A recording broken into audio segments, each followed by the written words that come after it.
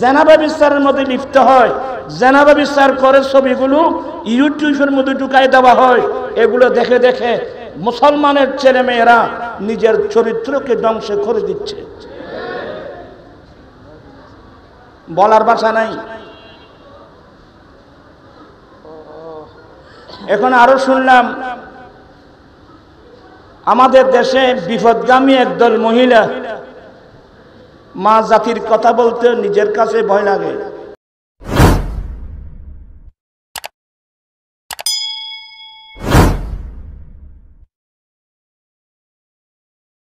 কোরআনে পাকের একটা সূরা, সূরাতুন নূর। এই সূরাতুন নূরের আলোকে যারা ব্যভিচার করবে তাদের শাস্তির বিধান কি, যারা মিথ্যা অপবাদ দেবে তাদের শাস্তির বিধান কি। আসলে এগুলো স্কুলের সাবজেক্ট হওয়া উচিত ছিল, মাদ্রাসায় তো আছে, কিন্তু মাদ্রাসা থাকলে কি হবে? আপনাদের ছেলে মেয়েরা তো মাদ্রাসায় নেই। অধিকাংশ ছেলে মেয়েরা প্রায় স্কুলে, কেজি স্কুল, কিন্ডারগার্টেন, আশা, প্রত্যাশা, নাজওয়ান, ব্রাক, কত নামের স্কুল। স্কুলের কোনো অভাব নাই, কিন্তু স্কুল থাকলে কি হবে? স্কুলের সিলেবাসের মধ্যে এসব সাবজেক্টগুলো আছে। তো মুসলমানের ছেলে মেয়েরা এসব বিষয় জানবে কোত্থেকে? আমাদের জন্য বড় দুর্ভাগ্য কি জানেন? আমাদের জন্য আমরা বড় ভাগ্যবান মানুষ একটি কারণে, আল্লাহ দয়া করে আমাদেরকে ইমামুল আম্বিয়া দান করেছেন। সেই প্রিয় নবীর উসিলায় মহান রব্বুল আলামিনের 30 পারা কোরআন মাজিদ আমরা পেয়েছি। দুর্ভাগ্যের বিষয়, ইমামুল আম্বিয়ার কলমা পড়ে ইমামুল আম্বিয়ার উম্মত হয়ে সেই নবীর মাধ্যমে 30 পারা কোরআন মাজিদ পাওয়ার পরেও আমরা সেই নবীর দেওয়া শিক্ষানীতি বাদ দিয়ে আজে বাজে মানুষের শিক্ষানীতির পিছনে আমরা জীবন কাটাচ্ছি। ফলে সমাজ কোন পর্যায়ে গেছে জানেন? ঘরে বাইরে আপনি যেদিকে যাবেন জেনা ব্যভিচারের বাজার খুলে দেওয়া হয়েছে।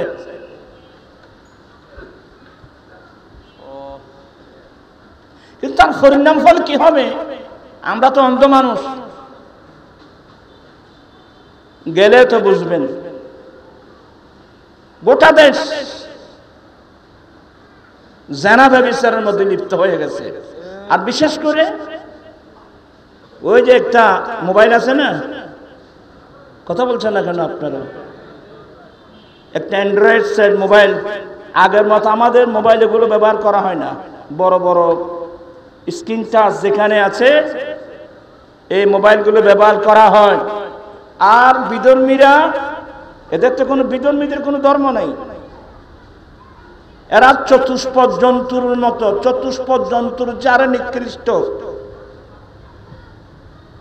ওরা ওপেন মানুষের সামনে জেনাবা বিচারের মধ্যে লিপ্ত হয়, জেনাবা বিচার করে ছবিগুলো ইউটিউবের মধ্যে ঢুকাই দেওয়া হয়।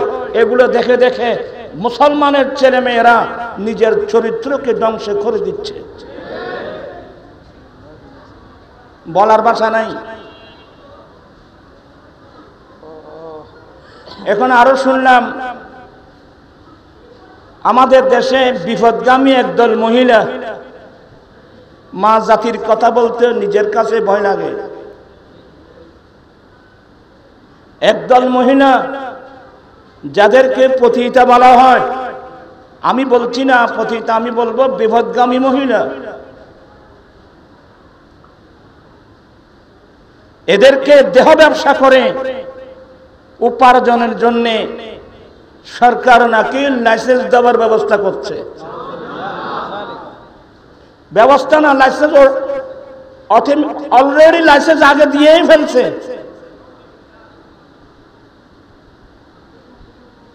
আমি একবার এই শুহাদায়ে কারবালার মাহফিলে জমিয়তুল ফালাহ মসজিদে মন্ত্রী আব্দুল্লাহ মামুন না নোমান সাহেবের উপস্থিতিতে, উনি প্রধান অতিথি ছিলেন, সাবেক মেয়র বাঁশখালীর মাহমুদুল ইসলাম সাহেব ছিলেন। সেদিন আমি জমিয়তুল ফালাহ মসজিদে দাঁড়িয়ে ওনাকে লক্ষ্য করে বলছি, আজকে আমার ভাগ্য ভালো, মন্ত্রী মহোদয়কে পেয়েছি, ওনার মাধ্যমে সরকারের কাছে আমি একটা মেসেজ, যেই দেশের প্রধানমন্ত্রী মহিলা, যেই দেশের বিরোধী দলীয় নেত্রী মহিলা, সেই দেশে বিপদগামী মহিলাদেরকে দেহ বিক্রি করে লাইসেন্স দেওয়া, এর চেয়ে লজ্জাকর বিষয় আর কি হতে পারে? আজকের মাহফিল থেকে আমি সরকারের কাছে অনুরোধ জানাচ্ছি, অনতিবিলম্বে এই লাইসেন্সগুলো বাতিল করা হোক এবং সেই বিপদগামী মেয়েদেরকে স্বাভাবিক জীবনে ফিরে আনার একটা ব্যবস্থা করা হোক। আপনারা চান কি চান না? দুই হাত উঠায় বলতে হবে চান।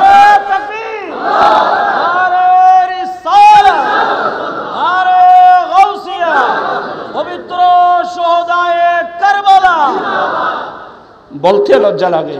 মা বোন তো প্রত্যেকের আছে বাবা। আসলে মানুষ কোন পর্যায়ে চলে গেছে জানেন?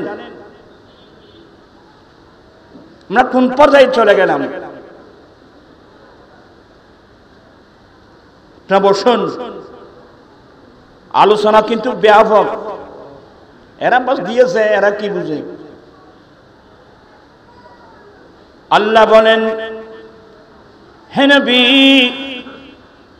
আপনি মুসলিম পুরুষদেরকে বলে দেন,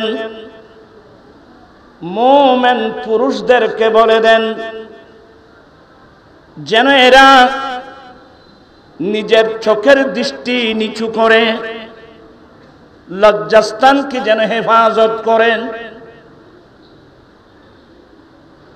হে নবী, আপনি মুসলিম পুরুষদেরকে বলে দেন। আমি কি বললাম? মুসলিম পুরুষদেরকে বলে দেন। আমাদের নাম মুসলমান, আমাদের নাম মুসলমান। আজকাল আমাদের দেশে, আমি গতকালকেও বলছি, ওই পাবলিসিটি করার সময় কোন হুজুর শিখাই দিয়েছে, প্রিয় তৌহিদি জনতা, আমাদের নাম তৌহিদি জনতা নাকি? যারা নিজের নাম নিজে পর্যন্ত জানে না। সূরাতুল হজ খুলেন, এখানে আলেম ওলামা অনেক আছেন। মিল্লাতা আবিকুম ইব্রাহিম হুয়া সাম্মাকুমুল মুসলিমিন, ডাইরেক্ট কোরআন শরীফের আয়াত। তোমাদের পিতা ইব্রাহিম আলাইহিস ইসলামের মিল্লাত, তিনি তোমাদের নাম রাখছে মুসলমান। জাতির পিতাকে ইব্রাহিম আলাইহিস ইসলাম, আমাদের পিতা ইব্রাহিম আলাইহিস ইসলাম, উনি আমাদের নাম রাখছে মুসলমান। তাহলে পাবলিসিটি করতে হবে, কি বলবো? প্রিয় মুসলিম জনতা, আচ্ছা, হুয়া সাম্মাকুমুল মুওয়াহিদিন, তিনি তোমাদের নাম রাখছে তৌহিদি জনতা। কোরআন শরীফে কোন আয়াত আছে? দেখাতে পারবেন? আজকাল স্কুল, কলেজ, ইউনিভার্সিটির অনেক ছাত্ররা ইসলামকে ভালোবাসে। মুসলমান হলে তার মধ্যে ইসলামের ভালোবাসা অবশ্যই থাকতে হবে। কিন্তু আজকে অনেক ছেলেরা বিপদগামী হয়ে যাচ্ছে এই সমস্ত কোরআন হাদিসের জ্ঞান না থাকার কারণে। আমাদের বাবা আমাদের নাম রাখছে কি? মুসলমান। আমার রাসূল কি বলছেন? বিসমিল্লাহির রাহমানির রাহিম, কুল ইন্না সালাতি ওয়া নুসুকি ওয়া মাহইয়ায়া ওয়া মামাতি লিল্লাহি রাব্বিল আলামিন লা শারীকা লাহু ওয়া বিযালিকা উমিরতু ওয়া আনা আফযালুল মুসলিমিন। এতগুলো দলিল আমার আল্লাহ বলেন, রাসূল আপনি বলেন, নিশ্চয় আমার নামাজ, আমার কুরবানি, আমি নবীর হায়াত, আমি নবীর ইন্তিকাল, সবগুলো একমাত্র রব্বুল আলামিনের জন্য, যার কোনো অংশীদার নেই। এ বিষয়ে আমাকে নির্দেশ দেওয়া হয়েছে। আমি সর্বপ্রথম মুসলমান, মুসলমানদের মধ্যে আমি সর্বপ্রথম। এটা অনেক লম্বা আলোচনা।